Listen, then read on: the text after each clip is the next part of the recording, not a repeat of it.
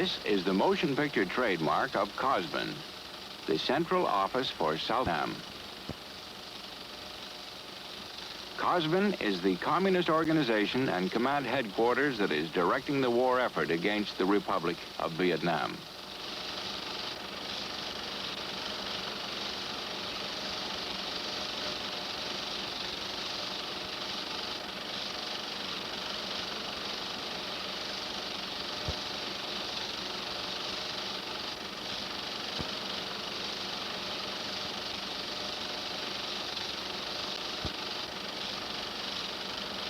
The motion pictures that you're about to see were produced by the newsreel facilities of COSVN. They were captured several months ago near the Cambodian border by elements of the 173rd Airborne Brigade. Now, many of the captured newsreels were damaged or of poor quality, but we salvaged enough film to provide a good close-up look of the Viet Cong and their operations. This is the Viet Cong as the Viet Cong would like to see themselves. In the first sequence, we take you behind enemy lines for a series of reports of the VC in combat. Now, these scenes of preparation and action were probably staged, but they do show the Viet Cong tactics and techniques.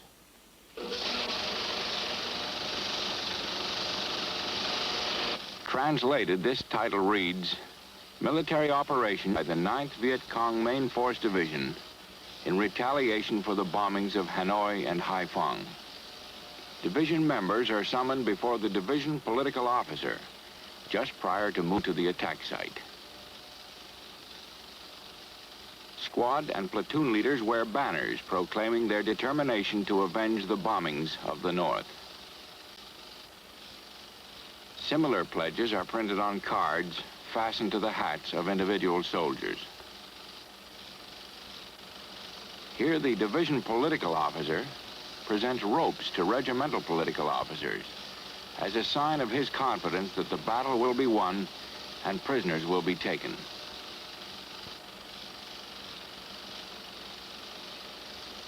The regimental political officers, in turn, use the ropes to inspire confidence in the soldiers directly under their command.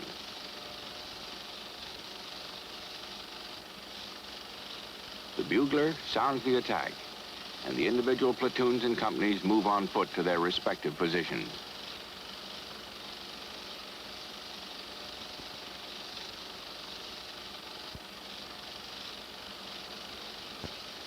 The Viet Cong attack is against an American armored personnel carrier.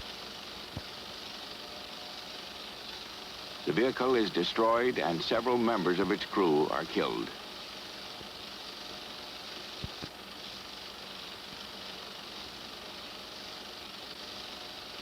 Prisoners captured during the battle are marched barefoot through the jungle.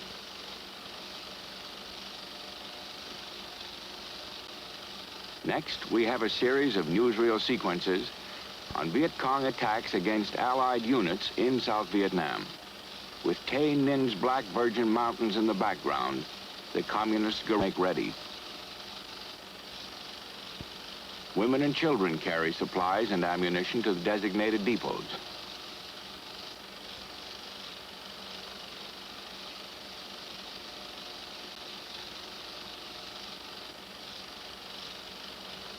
The weapons and equipment used by the VC are Soviet models, most of which have been manufactured in communist China.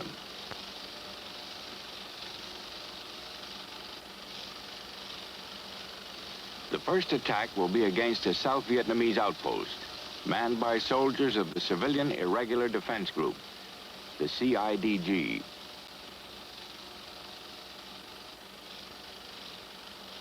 A final communications check is made, using both communist and captured American manufactured equipment. The South Vietnamese forces walk into the ambush, and the Viet Cong open fire. Again, the dead are both South Vietnamese and Americans. The jungle has provided the Viet Cong with a strategic sanctuary from which to strike. When the battle is ended, no weapons are left behind. Any Viet Cong who brings in an enemy weapon is decorated for his heroic deed. The captured equipment is of great importance to the communists in their guerrilla war. And this fact is emphasized strongly in these propaganda newsreels. When the weapons and ammunition have been returned to the base camp, they're logged in, stockpiled, and checked out for the next communist assault.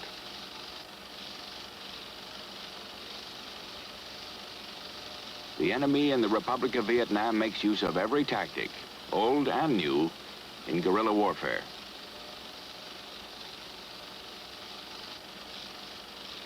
In this next sequence, the Viet Cong company commander plots an all-out attack against a small South Vietnamese hamlet.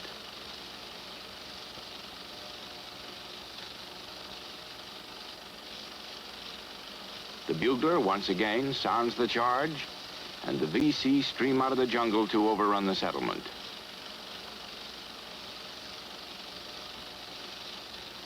The communists have undergone grueling physical training programs to prepare themselves, emotionally and psychologically, for the harsh demands of guerrilla warfare.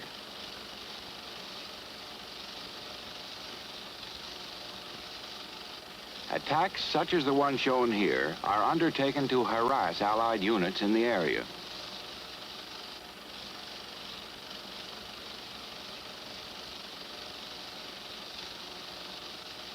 Prisoners are taken, and they're identified as members of the Civilian Irregular Defense Guard and the 10th Vietnamese Government Army Division. The PWs, as in the earlier sequence, are marched off for interrogation. With the battle won, the Viet Cong are welcomed into the hamlet by their communist supporters.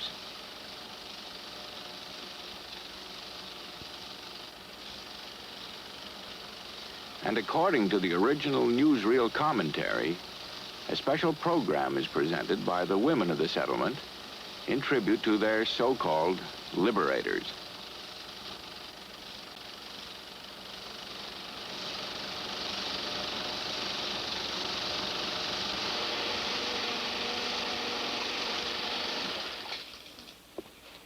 It's important to remember that the film you've seen and will see is Viet Cong propaganda. Its purpose is to show you one side, the communist side, of the conflict in the Republic of Vietnam. At the same time, it does provide a realistic insight into the motives and the methods of the VC. Now, we've seen the enemy in combat. Now let's look at another side of the communist war effort in South Vietnam, in the area of operations that shows the Viet Cong work in the fields of logistics and demolition.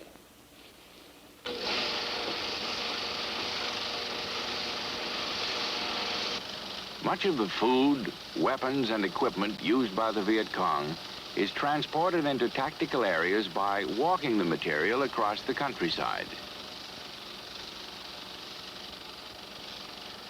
Here, bags of rice are carried across a river and into the jungle.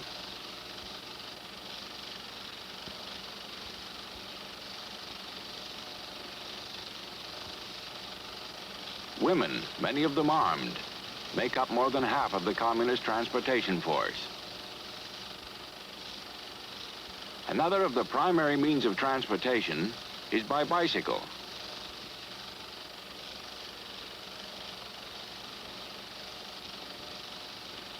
Each bicycle is reinforced so that it can carry more than 300 pounds over rough terrain and up to 500 pounds on level ground.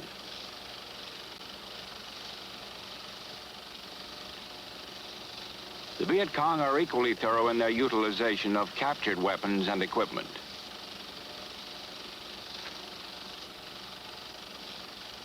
Demolition experts disassemble unexploded bombs and remove their destructive contents. Blacksmiths then use the metal to make grenade casings and gun barrels.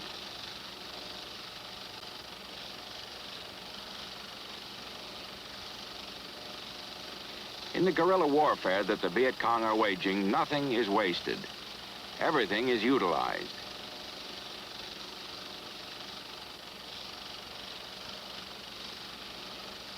the communists adapt their ways to the war they must fight. Booby traps are fashioned by hand and planted at night outside the perimeter of U.S. and South Vietnamese camps. Next, we see a graphic demonstration of the methods used and the objectives achieved in sabotaging railroads and bridges in the Republic of Vietnam. The communists, wherever they can, coerce or impress local inhabitants to help them in their destructive raids.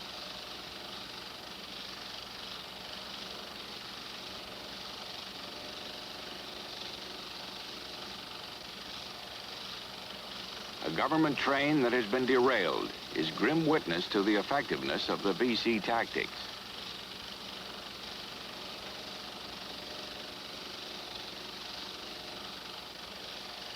Blasting is more expensive, but the results are also more thorough. Small charges placed at the joints of the rails on both sides of the track can tear open gaps that are undetectable at a distance and will almost certainly cause a derailment. Here, with the aid of a model bridge, a Viet Cong instructor briefs a communist guerrilla before sending him out with the demolition team.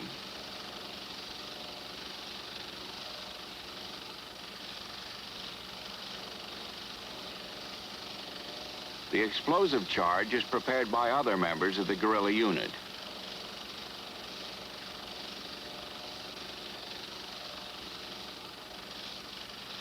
The VC move through the jungle toward their objective.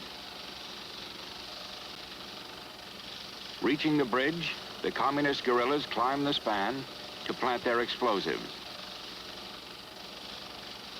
The locations are pre-planned, for a reconnaissance team has already visited the bridge and determined the best locations for placing the charges.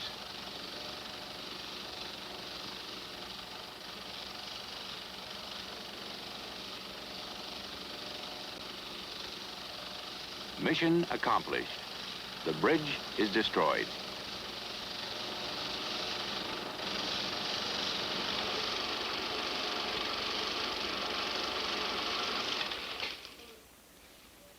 Up to now, we've been through the eyes of the communist camera at the battlefront with the Viet Cong. In this sequence now, we're going to focus on various propaganda and non-military activities of the enemy. We'll tour War Zone C with Chinese communist correspondents, visit a VC printing office, explore an underground hospital, and watch a propaganda lecture by a 4-star North Vietnamese Army general who's the political officer and commanding general of the self-proclaimed South Vietnamese Liberation Army.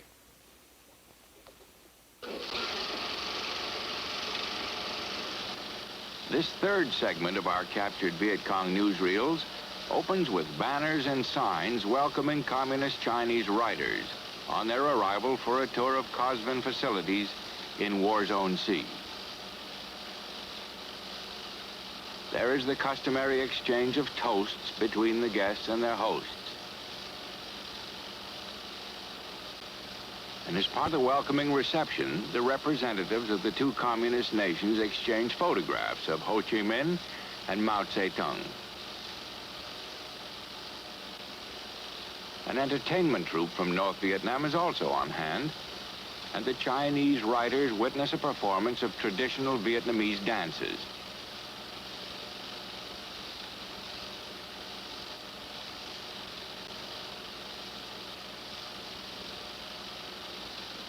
Next, the communist correspondents visit a printing plant that publishes the Viet Cong Liberation newspaper and other propaganda leaflets and literature. They watch the setting of type by a VC craftsman, and they see the operation of the primitive press by the printer and his apprentice.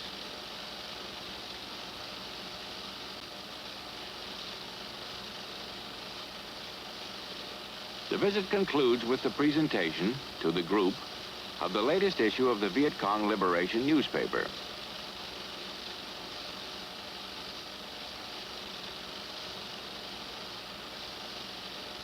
Located in the heart of war-zone C, the main hospital for COSVN has facilities to care for up to 500 patients. The wounded Viet Cong soldiers are carried from the battle area to the hospital in hammock-type litters. The casualties are met by doctors and nurses, quickly examined, and assigned to wards in the underground hospital. Once again, the motion pictures give evidence of the ways in which the Viet Cong adapt themselves to the conditions under which they wage their war of insurgency.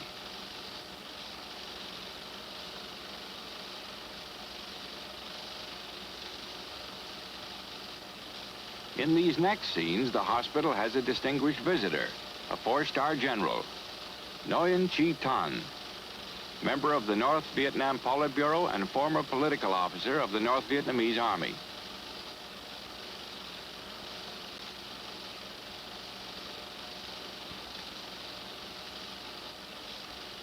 When these films were made, the general was the political officer and commanding general of the Communist Army in South Vietnam. Here, General Thanh walks among the wounded, talking with them and listening to them.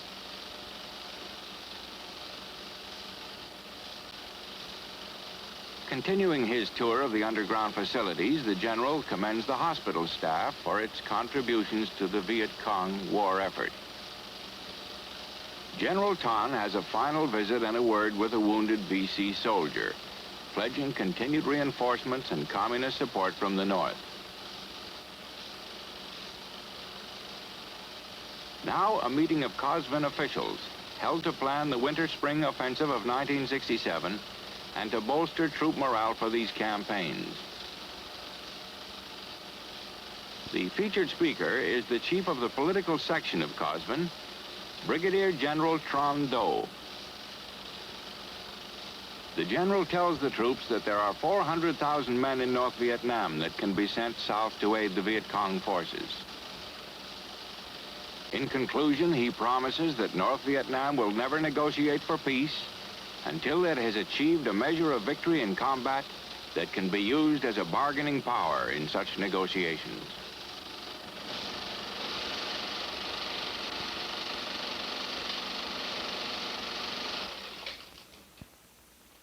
This, then, is the challenge posed by the Viet Cong and her supporters in South Vietnam. We've seen from their own motion pictures that they're resourceful, disciplined, ruthless, determined. Alert to this threat, aware of this danger, South Vietnam and her allies must meet and defeat the enemy challenge.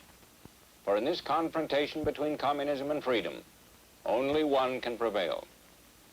Which one it'll be is simply stated: why free men fight in the Republic of Vietnam. In closing, let us emphasize again that these films were produced as communist propaganda to promote the communist cause in South Vietnam. At the same time, let us also remember that they have provided an in-depth close-up opportunity to know your enemy, the Viet Cong.